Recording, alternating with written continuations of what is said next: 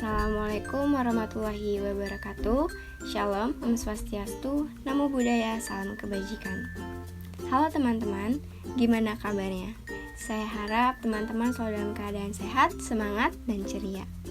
Pada video kali ini, saya akan membahas mengenai makalah yang telah dibuat oleh saya, Safira Muntasil Apriliani, dengan NIM 13210001, dan rekan-rekan saya, yaitu Ningrum Ika Parwati dengan NIM 13210012 dan Ajeng Rahmadani dengan NIM 13210023. Judul dari makalah saya yaitu Analisis Keefektifan Kalimat pada Pidato Lembaga Legislatif. Yang pertama yang kita bahas yaitu bab 1 mengenai pendahuluan, yaitu ada latar belakang. Komunikasi politik dapat diartikan sebagai suatu proses komunikasi yang memiliki implikasi atau konsekuensi terhadap aktivitas politik. Semakin efektif kalimat pada komunikasi politik, maka semakin meningkat partisipasi politik masyarakat. Sebab mempengaruhi masyarakat bukan hal yang mudah. Maka dari itu, penggunaan keefektifan kalimat dapat membangun kredibilitas komunikator politik dengan partai politiknya secara positif. Yang kedua, ada rumusan masalah. Rumusan masalah ini berisikan berdasarkan latar belakang yang telah dibuat. Kami dapat memfokuskan masalah apa yang akan kami bahas. Yang pertama, bagaimana penggunaan kalimat efektif dalam pidato lembaga legislatif. Lalu yang kedua, apa manfaatnya bagi lembaga legislatif menggunakan kalimat efektif dalam pidatonya. Lalu ada tujuan penelitian. Tujuan penelitian dibuat untuk mengetahui penggunaan kalimat efektif dalam pidato lembaga legislatif.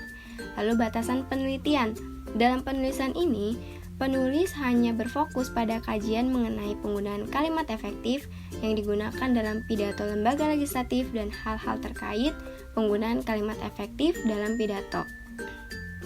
Lalu ada manfaat penelitian. Yang pertama, manfaat teoritis. Berisi penelitian ini diharapkan mampu memberikan pengetahuan bagi para pembaca, khususnya terkait bahasan tentang penggunaan kalimat efektif pada pidato lembaga legislatif. Lalu yang kedua, penelitian ini diharapkan dapat digunakan sebagai bahan untuk referensi bagi peneliti selanjutnya yang menggunakan variabel atau teori dengan latar belakang yang sama. Lalu ada manfaat praktis. Dengan adanya penelitian ini diharapkan mampu menjadi bahan evaluasi bagi pembaca khususnya lembaga legislatif mengenai pentingnya penggunaan kalimat efektif dalam berpidato. Lalu ada bab kedua yaitu landasan teori. Landasan teori yang pertama yang akan saya bahas yaitu pengertian kalimat. Kalimat adalah satuan bahasa yang mengungkapkan pikiran yang utuh baik secara lisan maupun tulisan. Dalam wujud lisan, kalimat diucapkan dengan suara naik turun dan keras lembut, di sela jeda dan diakhiri dengan intonasi akhir. Lalu, yang kedua, pengertian kalimat efektif. Kalimat efektif adalah kalimat yang dapat mengungkapkan gagasan penutur atau penulisnya secara tepat sehingga dapat dipahami oleh pendengar atau pembaca secara tepat. Lalu ada karakteristik kalimat efektif. Yang pertama, kesepadanan dan kesatuan. Kesepadanan dan kesatuan ini, kalimat itu harus memiliki unsur-unsur subjek dan predikat. Bisa ditambah dengan objek, keterangan, dan unsur-unsur subjek, predikat, objek, keterangan, dan pelengkap akan membentuk perpaduan arti. Lalu ada kesejajaran atau paralelisme. Kalimat efektif mempersyaratkan adanya kesejajaran unsur-unsur dalam kalimat. Kesejajaran unsur-unsur kalimat itu akan memudahkan pemahaman pengungkapan pikiran. Lalu yang ketiga, penekanan dalam kalimat. Setiap kalimat memiliki sebuah gagasan ide pokok. Inti pikiran ini biasanya ingin ditekankan atau ditonjolkan oleh penulis atau pembicara. Lalu yang terakhir ada kehematan. Kehematan adalah adanya hubungan jumlah kata yang digunakan dengan luasnya jangkauan makna yang diacu. Sebuah kalimat dikatakan hemat bukan karena jumlah katanya sedikit. Sebaliknya, dikatakan tidak hemat karena jumlah katanya terlalu banyak. Lalu ada pengertian pidato. Pidato adalah mengungkapkan pikiran dalam teknik pemakaian kata-kata yang dapat menarik perhatian orang untuk mendengarkannya dengan tujuan kepada orang atau sekumpulan orang untuk menyatakan selamat. Lalu ada pengaruh kalimat efektif pada pidato.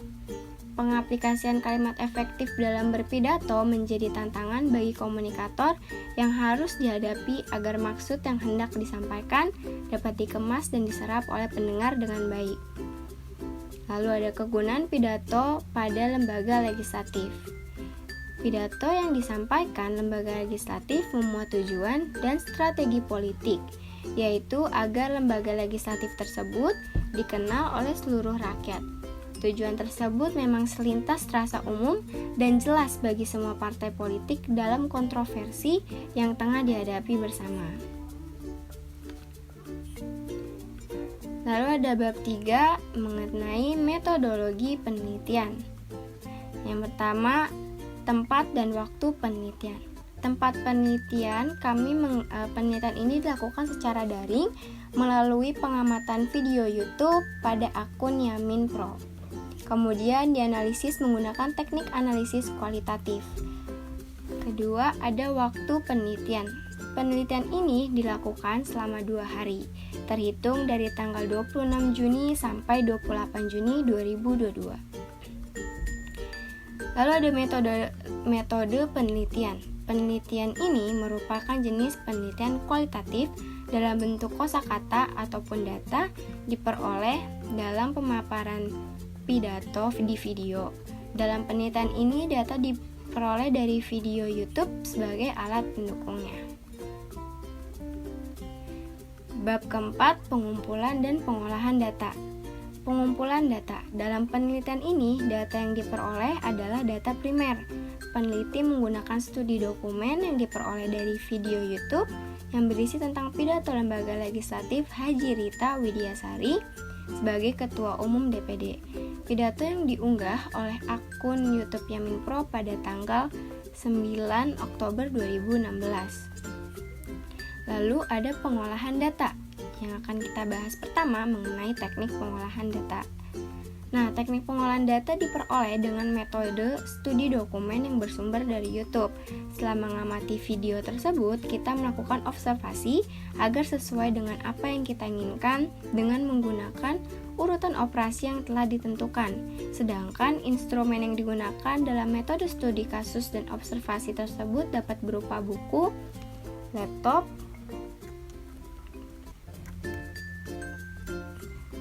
sedangkan instrumen yang digunakan dalam metode studi kasus dan observasi tersebut dapat berupa buku dan laptop.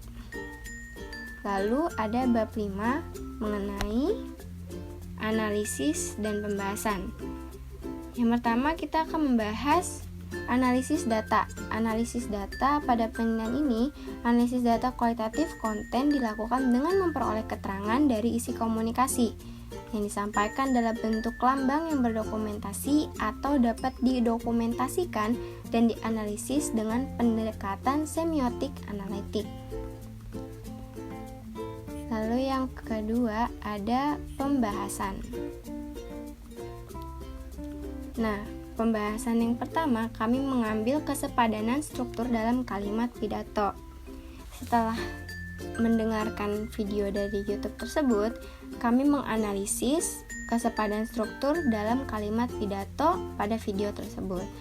Nah, kesepadanan struktur ini adalah keseimbangan antara gagasan suatu kalimat dengan struktur bahasa yang dipakai. Dengan adanya kesepadanan struktur ini, kalimat pidato akan menjadi lebih efektif ketika disampaikan baik dalam bentuk teks maupun lisan. Contoh yang pertama, saya menghargai panggilan kader untuk terus membesarkan partai. Kalimat pidato tersebut memperlihatkan kedudukan fungsi yang jelas. Pada frasa saya memiliki fungsi sebagai subjek kata menghargai. berfungsi sebagai predikat, frasa panggilan kader berfungsi sebagai objek, sedangkan frasa untuk terus membesarkan partai berfungsi sebagai keterangan. Kejelasan fungsi ini memperjelas pemaknaan terhadap kalimat yang digunakan sehingga tidak menimbulkan keambiguan. Nah, lalu ada berbeda halnya dengan pemakaian kalimat pidato berikut.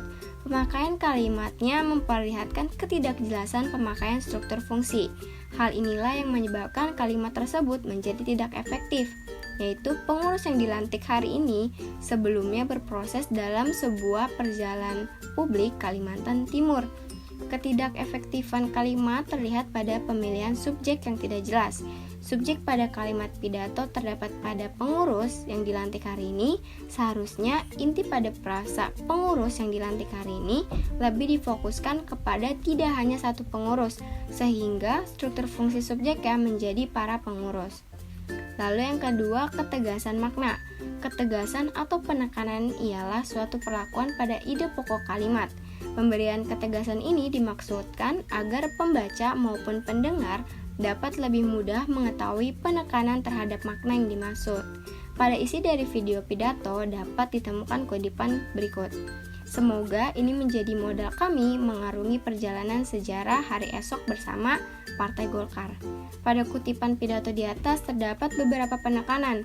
Penekanan pada kata semoga memberikan pemaknaan terhadap penekanan suatu hal yang menjadi sorotan orator. Selain itu, ketegasan dalam isi dari video juga dapat ditemukan pada bagian akhir. Pada umumnya, bagian ini berisikan ajakan agar pendengar mengikuti orator. Kalimat-kalimat tersebut berisikan perintah, baik perintah dalam bentuk ajakan maupun perintah untuk melakukan suatu hal saat itu juga. Hal ini dapat dilihat pada kutipan berikut. Hari ini adalah hari bersama kita bagi kita semua. Hari ini bisa saya sebutkan hari penyatuan. Tidak ada debat, apakah Rita atau Said Amin, semua lebur menjadi satu kesatuan, yaitu bekerja, berkarya, dan berkarya untuk kejayaan Partai Golkar Kalimantan Timur. Terlepas dari kita berada di luar atau di dalam struktur, kita memiliki kewajiban yang sama, yaitu menghantarkan Partai Golkar pintu keberhasilan, sebagaimana amanat yang dicita-citakan oleh bangsa kita, dan kita adalah satu kader Partai Golkar. Lalu yang terakhir, kehematan dalam pemakaian kata. Kehematan dalam kalimat efektif berkaitan dengan hemat mempergunakan kata, frasa, atau bentuk lain yang dianggap tidak perlu. Pada isi dari video pidato, umumnya banyak yang melakukan pemborosan dalam pemilihan diksi. Akibatnya kalimat menjadi tidak efektif. Misalnya pada kutipan teks berikut. Menurut pendapat saya, pendapat ini terlalu dangkal dan gagal paham. Pada kutipan tersebut terlihat adanya pemakaian kata yang tidak diperlukan. Kata yang tidak diperlukan dalam hal ini berkaitan dengan kata yang makna sebelumnya sudah ditampilkan, sehingga tidak perlu ditampilkan kembali pada makna kata lainnya. Pada kutipan di atas, pemakaian pendapat saya dengan pendapat ini memiliki kemiripan makna. Dengan demikian, adanya kemiripan tersebut tidak perlu ditampilkan dalam satu kalimat yang sama. Sebaiknya kalimat tersebut dapat diperbaiki sebagai berikut. Menurut saya, pendapat ini terlalu dangkal dan gagal paham. Lalu, yang terakhir bab ke-6, yaitu penutup. Pertama, kita akan membahas mengenai kesimpulan. Berdasarkan analisis data dan pembahasan yang telah dijelaskan pada bab sebelumnya dan didukung dengan data dari video yang telah diteliti, dapat disimpulkan bahwa penggunaan kalimat efektif sangat berpengaruh dalam menarik antusias masyarakat, dan juga masyarakat lebih dapat memahami maksud pidato tersebut. Lalu yang terakhir ada saran. Berdasarkan penelitian dan hasil analisis yang telah penulis lakukan, penulis ingin memberikan saran mengenai keefektifan kalimat yang ada di kalangan mahasiswa Sistem Informasi Industri Otomotif. Mahasiswa diharapkan mampu memahami penulisan pada teks pidato. Baik, sekian dari saya, kurang lebihnya mohon dimaafkan. Semoga dengan video kali ini teman-teman bisa paham mengenai makalah yang saya dan rekan-rekan saya buat. Sampai jumpa dan terima kasih telah memperhatikan. Wassalamualaikum warahmatullahi wabarakatuh.